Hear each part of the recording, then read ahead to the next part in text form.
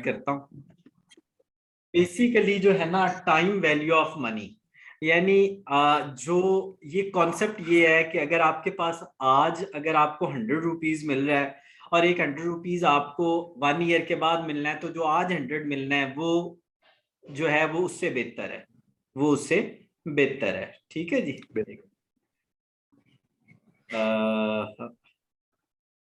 अच्छा जी, इसकी क्या वजह है अरुण साहब कि हमें वो वाला जो आज मिलना है वो उससे बेहतर होगा? और सबसे पहली बात तो इन्फ्लेशन है, सबसे पहली बात तो इन्फ्लेशन है, दूसरा टाइम पीरियड है। तो बहुत सारी चीजें हैं जो टाइम वैल्यू ऑफ मनी को इम्पैक्ट करती हैं। ठीक हो गया। अच्छा जी, अब हम इस कॉन्सेप्ट में देखेंगे सबसे पहले प्रेजेंट वैल्यू क्या होती है, फिर हम प्रेजेंट वैल्यू क्या होती है जो आपको फ्यूचर में पेमेंट मिलनी है, जब हम उसकी आज की वैल्यू निकालते हैं तो उसको हम कहते हैं प्रेजेंट वैल्यू। अर्जुन साहब, प्रेजेंट वैल्यू क्या है? आपको 5 साल के बाद एक पैसे मिलने हैं 5000, मैं कहता हूं आज 5000 की आज क्या वैल्यू है, तो उसको कहते हैं प्रेजेंट वैल्यू। प्रेजेंट वैल्यू निकालने के लिए हमें क्या चाहिए होता है? वो अमाउंट चाहिए होती है, और उसको हम डिवाइड करते हैं 1+i⁴n से, 1+i⁴n से। ठीक है, बल्कि आप इस तरह भी, हारून साहब आपको मेरी आवाज आ रही है? जी जी सर, सुन रहा हूँ सर। अच्छा अच्छा, ये मैंने अमाउंट ली, अमाउंट को आपने बल्कि मल्टीप्लाई करना है 1+1+i⁴n से। ये जो 1+i⁴n है ना, इसको डिस्काउंट फैक्टर भी बोलते हैं। क्या बोलते हैं जी? Discount factor. तो जब आप अमाउंट को, इस अमाउंट को फ्यूचर अमाउंट कहते हैं, फ्यूचर वैल्यू भी कहते हैं। जो हमें 5 साल के बाद जो अमाउंट मिली है उसे फ्यूचर वैल्यू ही कहेंगे ना, बिल्कुल फ्यूचर वैल्यू कहेंगे। जब आप फ्यूचर वैल्यू को डिस्काउंट फैक्टर, ये देखिए उसने ये बताया, मैंने आपको ये बताया, मल्टीप्लाई करते हैं तो आपकी प्रेजेंट वैल्यू निकल आती है। मैं आपको एक एग्जांपल देता हूं।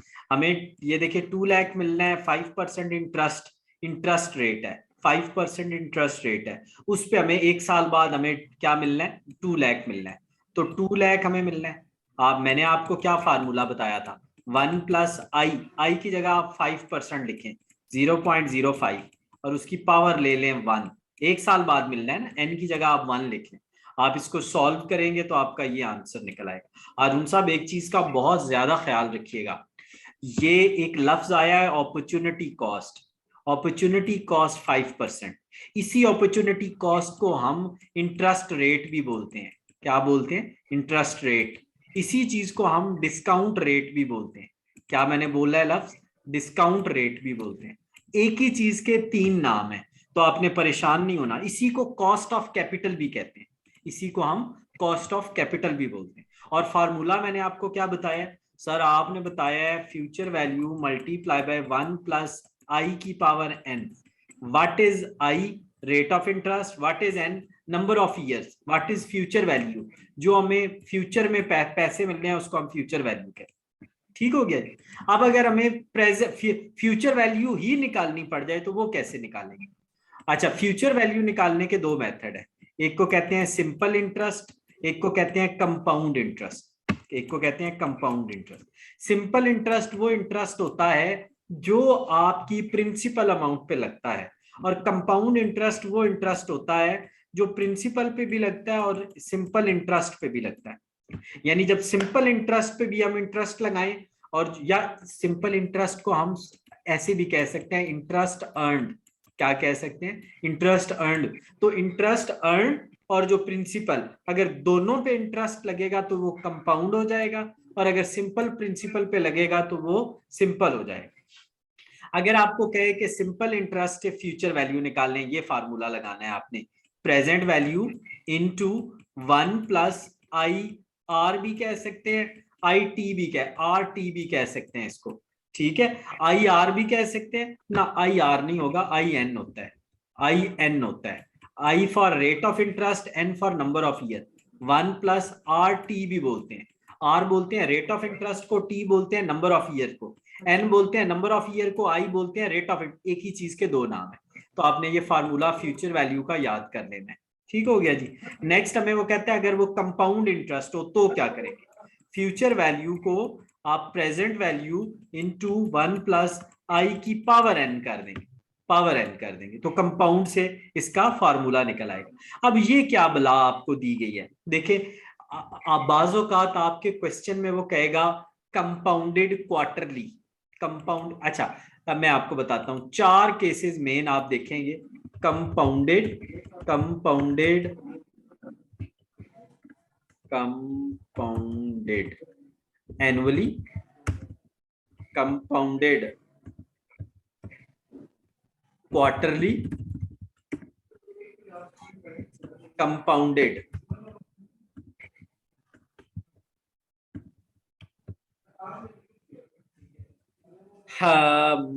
सेमी एनुअली,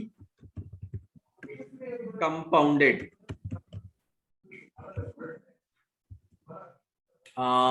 मंथली, ये अब मैं जल्दी जल्दी लिखी जा रहा हूं।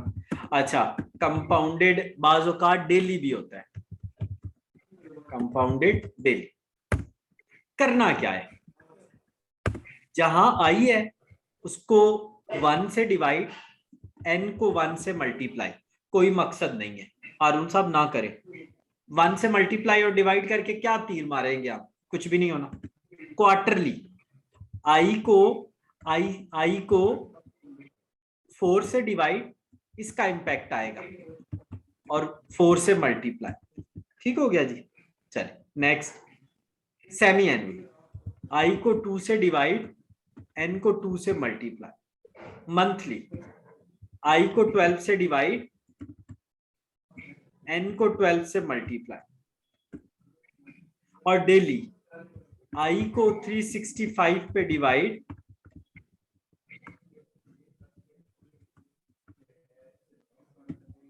और n को 365 से मल्टीप्लाई। ये होता है, ये जो यहां लिखा हुआ है कंपाउंडिंग का फैक्टर। ये देखिए ना, आई को उसने r को x पे डिवाइड किया हुआ है, n को उसने t को x से मल्टीप्लाई किया हुआ है। अब मैं आपको बताता हूं, ये जो t है ना ये n है, ये जो t है ये क्या है n है, और ये जो x है ना ये देखिए 1 4 2 12 30, ये क्या है हमारा x है, ये हमारा क्या है x है। अच्छा अब आप हर एक केस में देखें, i को x पे डिवाइड किया हुआ है, आई को यानी 1 पे डिवाइड किया हुआ है, n को 1 से क्या किया हुआ है, मल्टीप्लाई किया। इसको कहते हैं कंपाउंडिंग इफेक्ट्स, कंपाउंडिंग इफेक्ट्स। तो कंपाउंडिंग इफेक्ट्स ये मैंने आपको बता दिए, प्लीज इसको लाजमी देखिएगा, ठीक है।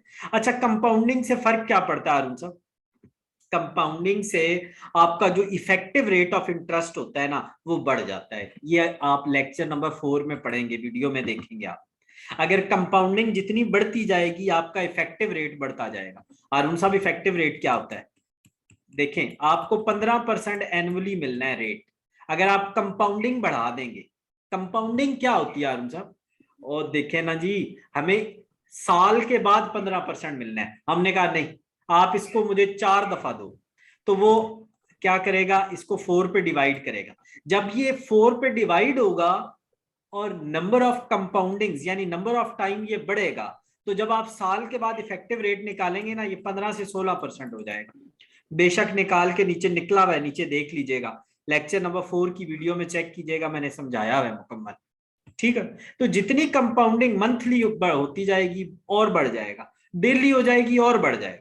यानी बाज़ औक़ात आपके बैंकों में होते नहीं है, अकाउंट्स होते हैं जिसमें हर रोज प्रॉफिट लग रहा होता है, अगले दिन वो प्रॉफिट पे प्रॉफिट लग रहा होता है। तो वो जितनी कंपाउंडिंग बढ़ती जाती है इफेक्टिव रेट उतना बढ़ जाता है। एनओटी क्या होती है, जो आपको इक्वल अमाउंट हर साल के बाद मिलनी है उसको हम एनओटी कहते हैं, उसे हम क्या कहते हैं, एनओटी कहते हैं। एनओटी निकालने का ये देखें, प्रेजेंट वैल्यू निकालने का ये फार्मूला है, C for regular payment divided by R, C divided by R into 1 minus 1 plus R की पावर टी। जैसे मैंने लिखा है वैसे लिखिएगा, आसानी हो जाएगी। ये दगड़ मगड़ हुआ पड़ा है यहाँ पे, ठीक है। आपने क्या करना है, C over R, C for regular payment जो आपको मिलनी है। देखें ये 100 है ना, 100 आपको हर दफा मिलना है, तो ये सी हो जाएगा। इंटरेस्ट रेट ये आर या आई हो जाएगा, इसको आई भी कहते हैं अरुण साहब, आई और आर एक ही चीज होते हैं। तो आप इसकी जगह 0.05 लिख देंगे। और एन कितने आपका यहाँ पे कहीं ना कहीं दिया होगा 3 ईयर, तो n की जगह आपने 3 लिख देना। इसको अरुण साहब सॉल्व कीजिएगा, आपकी प्रेजेंट वैल्यू निकल आएगी। क्या निकल आएगी? Present value. प्लीज एक दफा वैल्यूज पुट करके आंसर निकालिएगा, जैसे मैंने बताया आंसर निकलेगा। परपेचुटी क्या होती है? सपोज आपके वालिद साहब हैं, वो किसी डिपार्टमेंट में थे, रिटायर हुए, उन्हें पेंशन मिलती है। मुझे बताएं, पेंशन 1 महीने मिलनी है, 2 महीने मिलनी है, या जब तक वो जिंदा है तब तक मिलनी है? जब तक जिंदा है तब तक मिलनी है। जब तक उसको परपेचुटी कहते हैं। वो पेमेंट जो के टिल डेथ मिलनी है उसको परपेचुटी कहते हैं।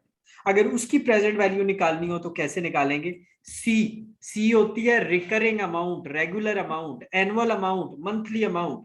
वो अमाउंट जो आपको रेगुलरली मिलनी है उसको सी कहते हैं। जब आप उसको रेट ऑफ इंटरेस्ट पे डिवाइड करेंगे तो वो आपकी क्या निकल आएगी? परपेचुटी की प्रेजेंट वैल्यू निकल आएगी। परपेचु, ये देखिए 4000 आपको हर महीने मिलना है 6% इंटरेस्ट पे, डिवाइड करेंगे उसकी प्रेजेंट वैल्यू निकल। बहुत आसान है।